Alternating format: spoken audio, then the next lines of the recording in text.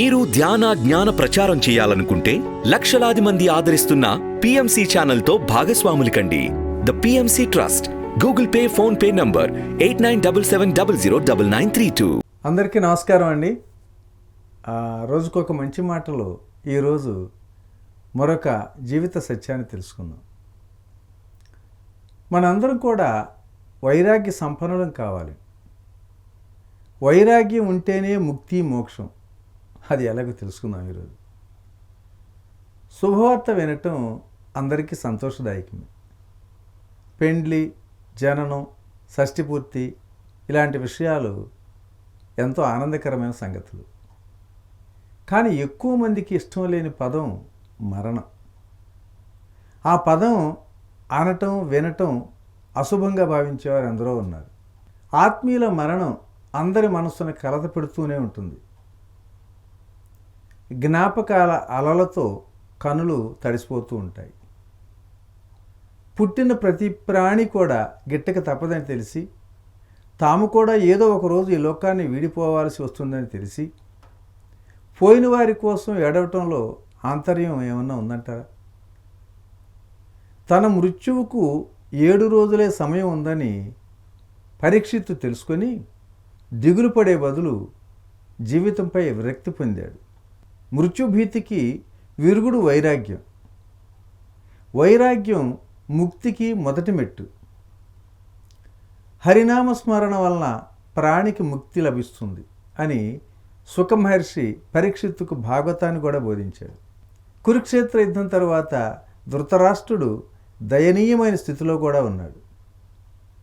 దేహం నిత్యం కాదని గ్రహించి మోహం విడిసి సంసారం నుంచి బయటపడిన వారు తప్పక ముక్తి నొందుతారు అని విదురుడు ధృతరాష్ట్రుడికి హితవు చెబుతాడు. గాంధారి భర్తను అనుసరించి హిమాలయాలకు పయనమైపోయింది.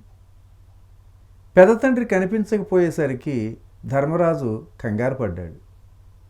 ధర్మరాజు సంజయుడిని అడిగాడు, మా నాన్న మరణించిన తర్వాత పసివారమైన మమ్మల్ని ఎంతో ప్రేమతో పెంచి విద్యాబుద్ధులు నేర్పించాడు అని ధర్మరాజు శోకిస్తూ ఉంటే, వాళ్ళు ఎక్కడికి వెళ్ళారో నాకు తెలియదంటూ సంజయుడు కూడా కన్నీరు కార్చాడు. ఇంతలో వారి వద్దకు తుంబురా నారదులు కూడా ఇచ్చేశారు. నారదుడు ధర్మరాజును ఓదారుస్తూ, ధర్మజ, శోకించాల్సిన పని లేదు. కాలాన్ని ఎవరూ దాటలేరు. మీ పెదనాన్న గాంధారి విదురులతో హిమాలయాల దక్షిణ భాగాన ఉన్నాడు. నేటికి 5వ రోజున యజ్ఞాగ్నిలో శరీరాన్ని విడుస్తాడు. ఆ తర్వాత గాంధారి భర్తను అనుసరించిపోతుంది. విదురుడు వైరాగ్య భావనతో తీర్థయాత్రలకు వెళతాడు అని చెప్పాడు. ఎంతకాలం జీవితం గడిపినా, ఎన్ని భోగాలు అనుభవించినా తుదకు వైరాగ్యమే మిగులుతుంది. కుమారుడి విద్యాభ్యాసం ఎంతవరకు వచ్చిందో తెలుసుకుందామనుకున్నాడు హిరణ్యకశిపుడు. చదువు ద్వారా నువ్వు నేర్చుకున్నదేమిటి అని ప్రహ్లాదుని ప్రశ్నించాడు. పరులు తాము అనే భేదభావం కేవలం మాయాకృతం. భోగభాగ్యాలను వీడి విష్ణువును స్మరిస్తూ అడవికి పోయి అక్కడే జీవించటం మేలు అని ప్రహ్లాదుడి సమాధానం. కొందరికి ఎన్నటికీ కొంచెమైనా వైరాగ్య భావన కలగదు. మనకు వైరాగ్యం కలగాలన్నా ఆ భగవదనుగ్రహం తప్పనిసరిగా అవసరమే.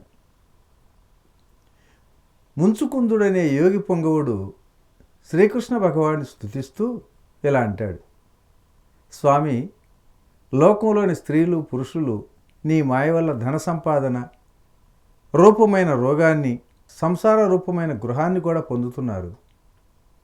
అల్ప సుఖాలు అనే అంధకారంలో ఉంటారు. కోరికలు మోసగిస్తాయి. గడ్డిని చూసి గొర్రె ఆశతో తినటానికి పోయి నీతిలో పడినట్లుగా మూర్ఖుడు ప్రవర్తిస్తూ ఉంటాడు అన్నాడు.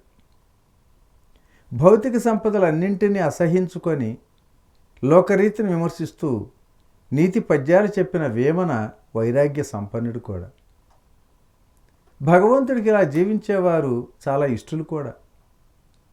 దేహంపై ప్రేమను వదిలి భార్యను, కుమారులను వీడి సంపదలను కాలదన్ని భగవంతుడు తప్ప మరి ఏ లోకము లేకుండా జీవించేవారిని ఆ దైవం తప్పక రక్షిస్తుంది అని భాగవత ప్రబోధం.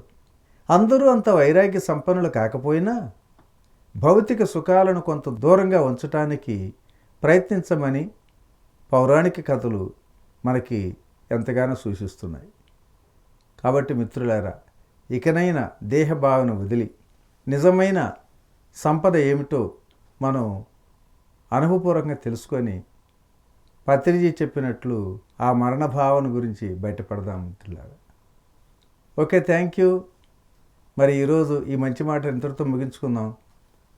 రేపటి రోజున మరొక జీవిత సత్యం ద్వారా కలుసుకుందాం. ఓకే, నమస్తే. మీ రామిరెడ్డి, మానస సరోవరం. అన్ని దానాల కన్నా జ్ఞానదానం మిన్న. పిఎంసి నిరంతర మహాజ్ఞాన యజ్ఞానికి మీ వంతు సహకారం అందించండి. The PMC trust. Google pay, phone pay number 8977009932.